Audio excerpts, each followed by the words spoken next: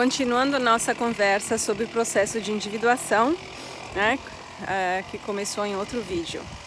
Estamos no módulo 2C, me parece, do curso de formação em psicanálise pós-junguiana do Instituto Ser e Saber Consciente Jung, além de Jung. O mito do herói. Tanto o processo de individuação é espontâneo e natural, que está representado no mito do herói, que é um mito que até hoje mexe com a sensibilidade coletiva. Nem por isso serve para alguma coisa, porque se a gente não tem consciência das coisas, continua mexendo com a gente eternamente e vai demorar um tempão para dar resultado. Mas enfim, depois a gente vai falar sobre isso. Então, o mito do herói tem um padrão, né? Tem uma série de dinâmicas de base, são etapas que são mais ou menos iguais em todas as versões, né, do mito. E por que é importante ver que é um mito, que está no mito o processo de individuação? Porque os mitos, antigamente, antes do tempo da psicologia analítica surgir, eram considerados alegorias. O que é uma alegoria? É um ensinamento através de uma história. Então, exemplo. Eu uso isso porque eu incluo isso, é mais fácil de entender, infelizmente, ainda é mais fácil. No mito de Perséfone, ela é raptada, né, pelo tio Hades e levada para o mundo invisível, né? Hades quer dizer invisível. Então ela é levada para o além, praticamente, né? O mundo dos mortos, o mundo dos espíritos. E lá ela acaba comendo alguns grãos da romã, do fruto romã.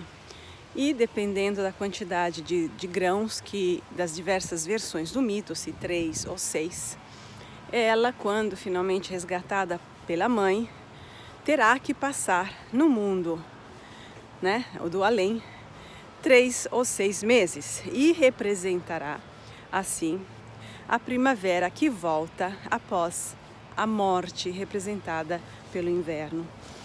Essa é uma versão do mito alegórica que foi, eu não sei sinceramente se foi introduzida por Robert Graves, que é um grande estudioso de mitologia, ou se ele a promoveu, né? Mas está ligada, ele representa muito essa tendência, Robert Graves, né?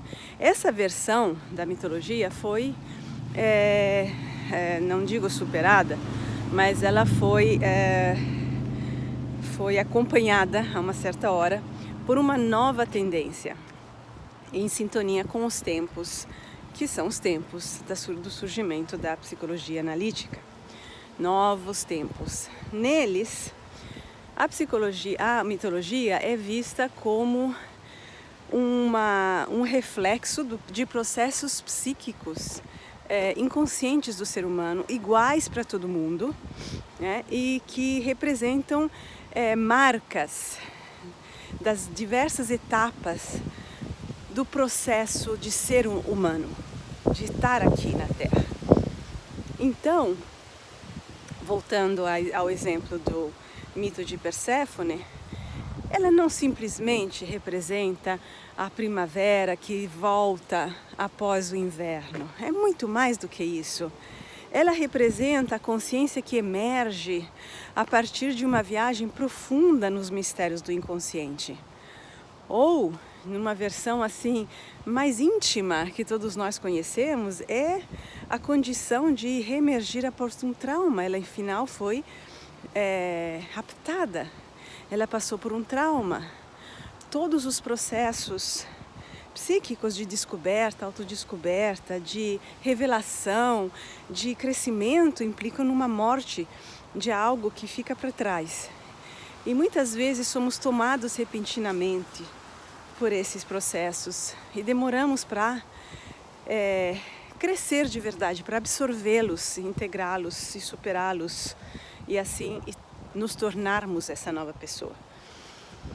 Então, o mito do herói, visto desta forma, representa a síntese de alguns padrões básicos do processo de individuação. Quais são eles? Então, em primeiro lugar, o herói, ele não nasce como herói, ele nasce como um Zé Ninguém. Ele só se torna herói após ter completado a sua jornada. Só é reconhecido após ter completado a jornada.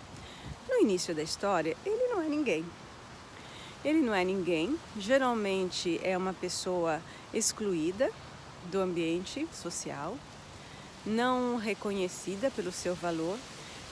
O próprio herói tem um profundo sentimento de inferioridade, se sabe como alguém que está fora, né, do grupo, do jogo, das convenções, que não consegue se encaixar. Aí o herói, quer dizer, o herói em potência, potencial herói, ele tem 3 opções. Todos nós temos 3 opções, todos nós conhecemos essa condição. Em algum momento da nossa vida a gente conheceu essa opção, essa situação. E aí temos 3 opções. A primeira é nos encaixar à força no grupo, escolhermos desenvolver as qualidades, as características em nós que nos permitem nos encaixarmos e botarmos de escanteio aquelas características nossas que contrastam com o grupo. 2, segunda opção é ficarmos travados no conflito vitimista entre participar, ser parte, nos identificarmos, vestirmos a camisa ou ficarmos de fora e desenvolvermos algo alternativo, ou até tentamos desenvolvermos algo alternativo, mas nos sentimos sempre derrotados, nos medimos sempre com os outros são melhores ou são os piores, né? Se a gente quer nos sentirmos importantes, a gente rebaixa os outros, mas estamos sempre com a nossa referência são os outros. O grupo que não nos aceitou, que seja grupo, religião, classe, partido, país, o que for, família, amigos, escola, né? A nossa referência é o negativo. E diante dele a gente se sente positivo, mas a gente precisa constantemente reforçar o negativo para que nosso lado seja favorecido e no fundo nos sentimos derrotados, porque somos só. A terceira opção, que é a mais difícil e é uma opção solitária, e por uma pequena parte somente pelo visto, né? A realidade concreta mostra isso, é o caminho do herói. O herói abraça a sua diversidade, abraça seu sentimento de alienação, o aceita, o reconhece e não olha para trás e nem dos lados. Ele vive plenamente aquele sentimento de rejeição e de não pertença. Ele sofre, se sente só e resolve ir em busca de quem ele é. Então o herói não fica jogando a culpa para cima de ninguém e vai.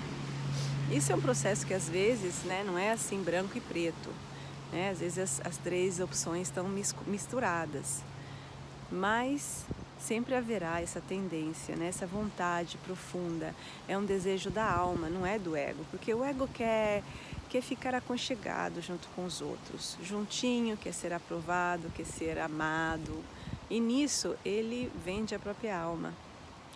A alma quer o seu desenvolvimento a qualquer custo. Então vamos dizer, o herói se lança nessa jornada pela qual ele não tem nenhuma garantia, ele não sabe onde ele vai parar. Ele está consciente que ele se sente um Zé Ninguém, mas ele acredita que deve ter algum engano. Ele acredita que tem alguma coisa além disso. Ele não é simplesmente o que os outros refletem dele. E assim ele embarca nessa jornada solitária, vulnerável e frágil, mas ele vai.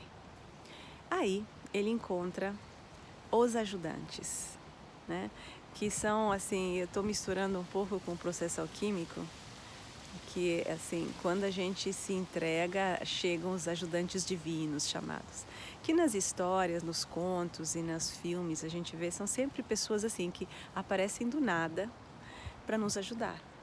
Às vezes são animais, né? Nos contos de fada ou nos filmes da Disney são animais que nos ajudam, ou são pessoas, assim, pessoas que aparecem na nossa vida e que nos estendem a mão, sem querer nada necessariamente em troca.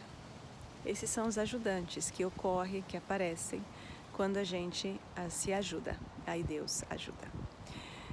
Agora, no processo, nessa jornada, que é feita de muitas experiências, sobretudo internas, o herói irá descobrir novas dimensões de si, irá aprender a se conhecer e a virar pelo avesso o que ele é e revelar o outro lado da moeda, né? Ele, na verdade, se revela, se autodescobre como a sombra de si mesmo. Ou seja, dentro de si mesmo, ele traz uma grandeza. Mas essa grandeza tem que ser demonstrada, por assim dizer. Não é assim um desejo, uma fantasia.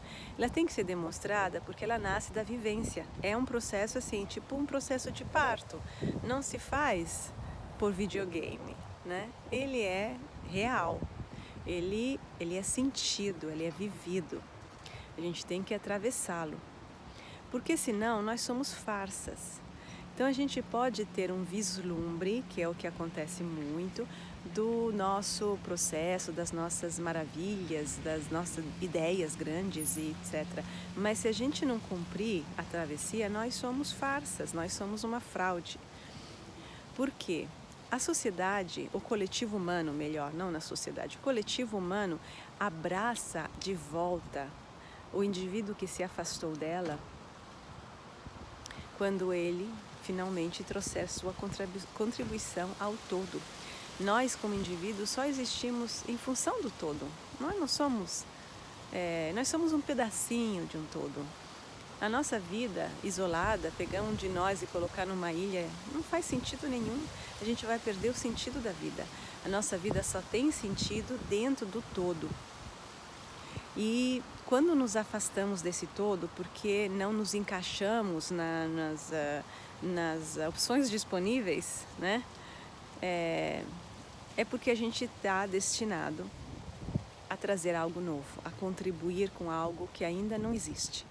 Então, uma vez que a gente encontrar esse algo novo, aí a gente retorna para o coletivo e aí somos reconhecidos pelo nosso real valor.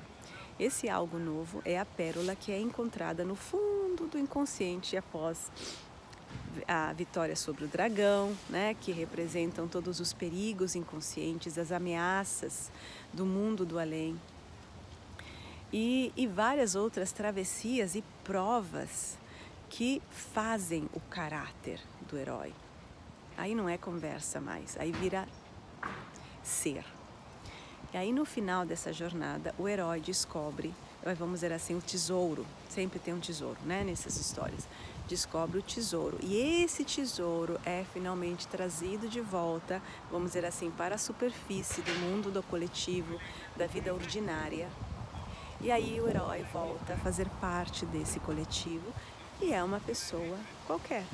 Volta na paz e em paz. Ou seja, ele volta a poder fazer parte do ordinário, que todos nós gostamos. Ninguém pode viver o tempo todo em aventuras assim, maléficas, complicadas. A gente vive processos para depois voltar a uma nova condição de tranquilidade e de harmonia, após termos feito a travessia, descoberto o tesouro e finalmente trazido nossa contribuição nova para o mundo.